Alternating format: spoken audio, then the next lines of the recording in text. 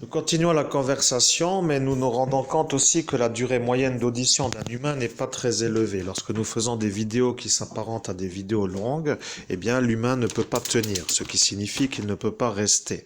Donc, cela veut dire que lorsqu'un humain fait tout simplement des conversations, et bien entendu, il veut aussi entendre la vérité, mais ils ne veulent pas trop rester.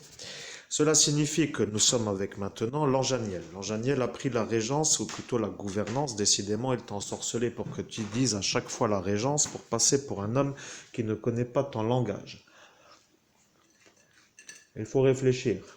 Lorsque les anges parlent, il n'est pas trop autorisé de manger. Tu dois attendre. Au nom de Jésus-Christ, je mange une bouchée, je bois une gorgée, ainsi soit-il.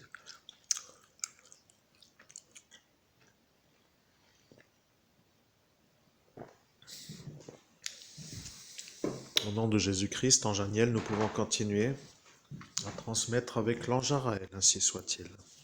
Eh bien, je suis heureux que tu me dises que tu es avec Aniel. Maintenant, je vois Aniel. Il faut toujours lui souhaiter bienvenue.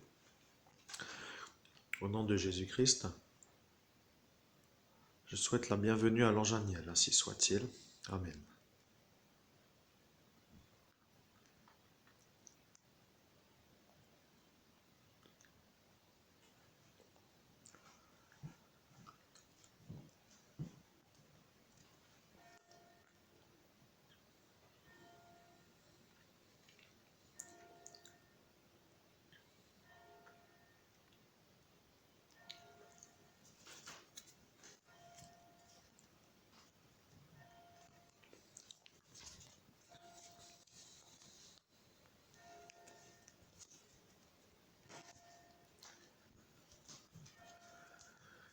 Bien, je viens d'entendre l'ange Aniel dire les choses qu'il avait dites, mais bien entendu, aujourd'hui, nous n'allons pas faire toute la journée comme cela. Nous nous mettons en face pour les 3 premiers passages, c'est-à-dire Menadel, Aniel et l'ange qui suit.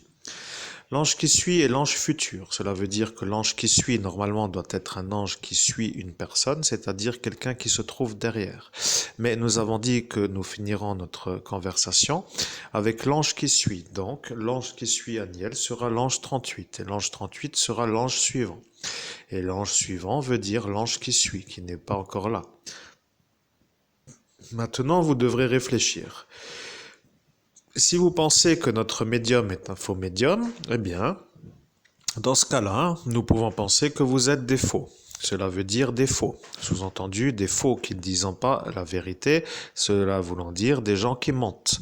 Voilà que vous pourriez être des faux, après tout. Si vous dites maintenant que nous sommes l'évêque catholique, qui avons le don de médium de l'abbé Julio, qui est Monseigneur Rousset, qui lui a la filiation de l'universelle fraternité, qu'il a même lui-même fondée avec Jésus le Christ, bien entendu, de son royaume connecté avec cette sphère, dans laquelle nous avons été ordonnés. Étant un peu capable de comprendre la vérité, vous aurez compris que Lucifer romain n'est plus trop dans la sphère de l'abbé Julio.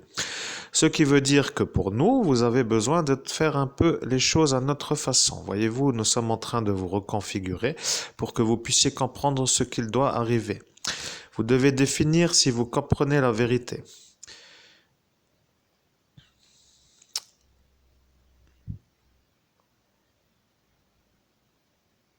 Voilà qu'elle s'est manifestée en vous. Bien entendu, vous l'avez, mais vous ne la comprenez pas. Cette vérité doit être dans chacun.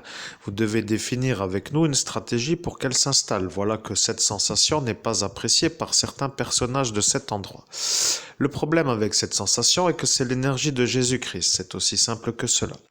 Cette sensation dans le cœur de l'homme qui s'appelle Christophe Albert, qu'il arrive à ouvrir quand il le souhaite et à fermer quand il le souhaite, s'appelle une possibilité de communication avec Jésus-Christ. Voilà, c'est aussi simple que cela.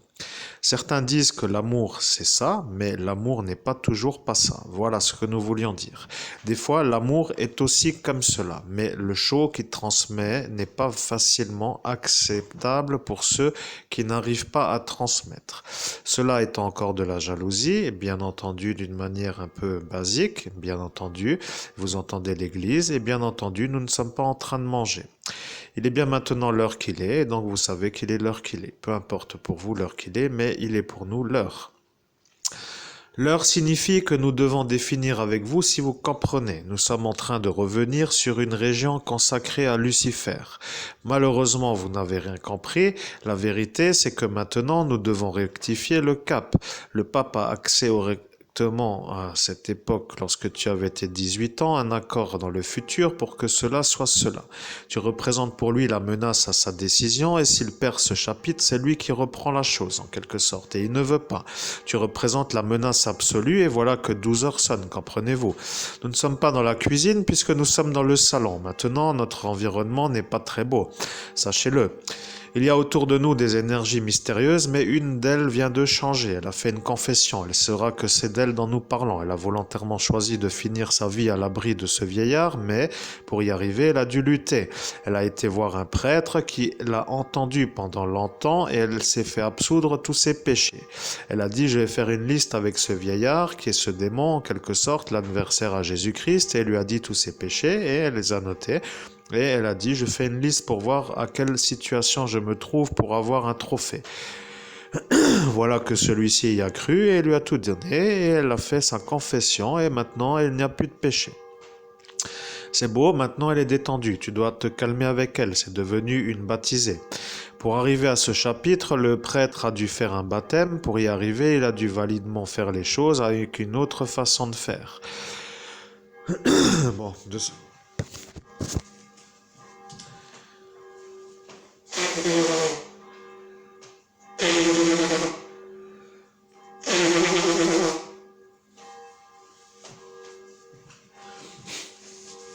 Voilà. Nous avons le nez bouché et le nez bouché signifie tout simplement le nez bouché.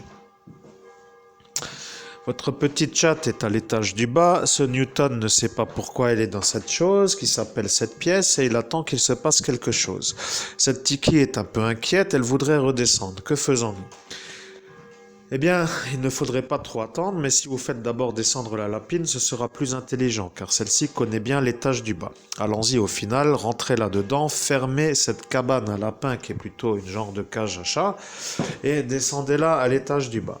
Elle va se détendre car elle a peur de sortir. Elle ne voit pas pourquoi elle est ici, elle se croit punie, pour ainsi dire punie, mais elle ne l'est pas. Maintenant, votre chat est un peu malade, car votre chat se trouve non pas trop être votre chat. Nous devons définitivement parler avec Araël, donc nous ne pouvons pas rester ailleurs que devant le sceau d'Araël. Vous devez mettre Araël sur Aniel. Voilà, nous allons descendre avec Araël, et Aniel est en dessous d'Araël. Je suis Araël, je te comprends. Maintenant, rappelle-toi que pour me parler, tu dois toujours rester en connexion.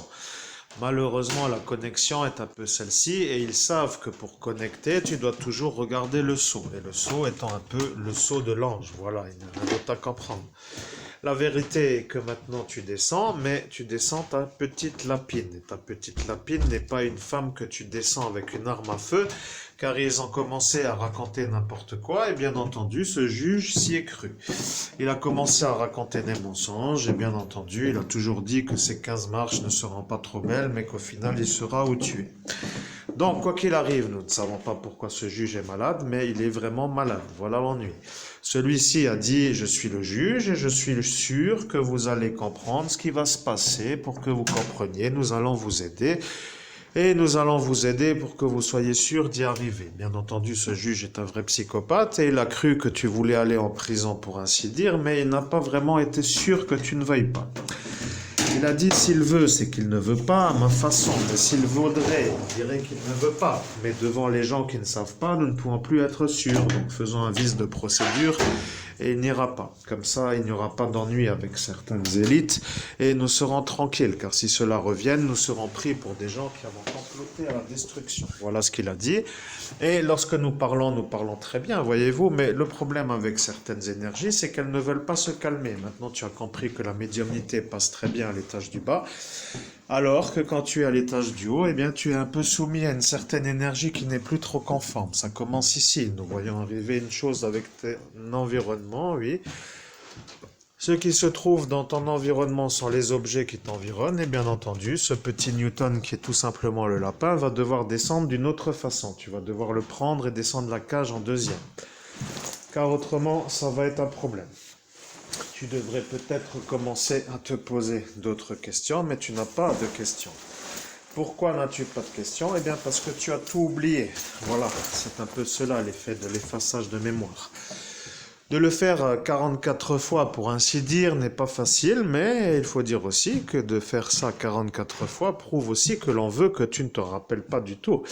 Et le fait est que cela étant cela, eh bien, ils ont dit qu'avec 44 effaçages de mémoire, tu pourras toujours t'accrocher pour t'en rappeler. Ceci vient de votre oncle, et bien entendu, celui-ci est l'homme à la boule de cristal. Donc, maintenant, nous sommes sur la phase où nous fermons la fenêtre, comme prévu, et nous faisons 15 minutes pour les frites et le steak. Et après, nous mangerons tranquillement, et après, nous ferons nos commissions au centre de ce centre Auchan Faré-Berzwiller, et nous irons à pied avec un caddie pour que nous ne soyons pas trop vus comme des non-sportifs et nous affrontons le froid comme des guerriers qui guerroyaient et bien entendu qui guerroyant serait plutôt pour nous, mais voilà que nous ne savons pas comment descendre d'abord le reste. Eh bien, il faudrait rester logique. La petite lapine veut sa chose pour faire sa chose, c'est-à-dire celle-là. Tu dois redescendre cela en premier. Nous faisons des allers-retours car nous avons des choses à déplacer. Des choses à déplacer signifiant une litière de lapin. Et nous l'avons là. Et nous allons descendre pour être sûr que la litière descende. Bien entendu, nous montrons renouvellement un peu la chose. Nous remonterons tout à l'heure avec le reste à remonter. Maintenant, cette lapine est une gentille lapine. C'est une lapine qu'il a mis à un lapin. Voilà que ce couple vit avec nous. Notre médium commence à comprendre qu'il ne faut pas trop déranger la conversation. Il en a un peu rien à faire de ce que nous disons, mais l'ange Araël est en phase avec lui et de fait, il voit où il vit. Voilà que c'est ça le couloir. Ce couloir est cela.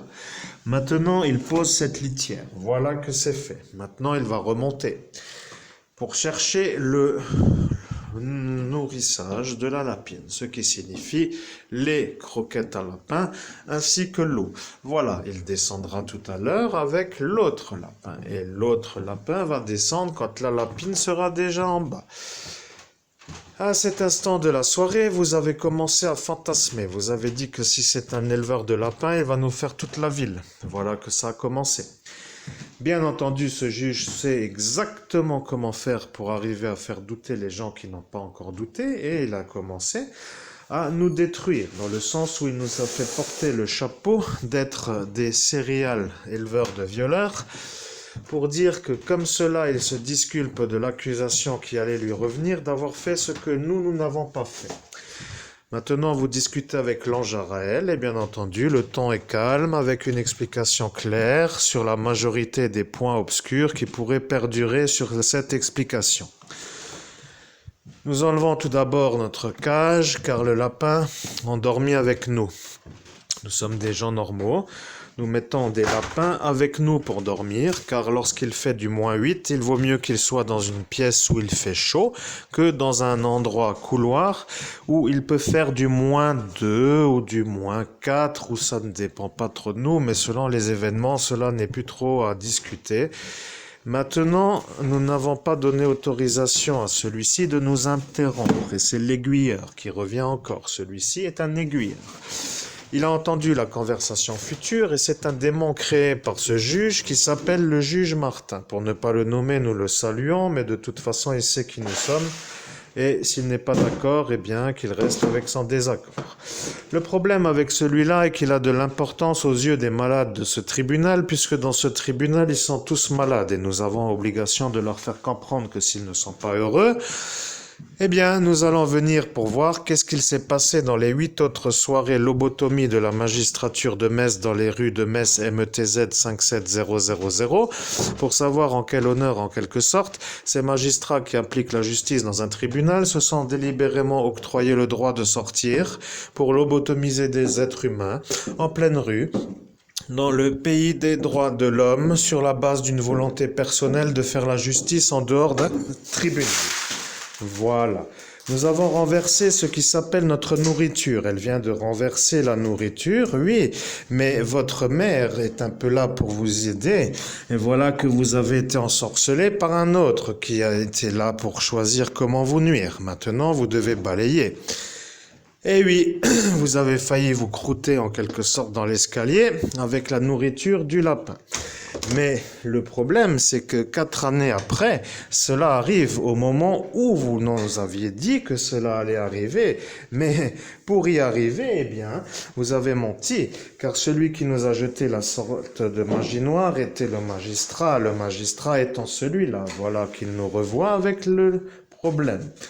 Donc celui-ci va se faire arrêter par la magistrature de Thionville, car Thionville a dit « Le magistrat de Metz a jeté une magie noire pour que Christophe Albert se casse le fémur dans l'escalier. » Maintenant nous balayons et vous entendez les croquettes qui roulent au sol. Ce sont les croquettes du lapin qui viennent de tomber.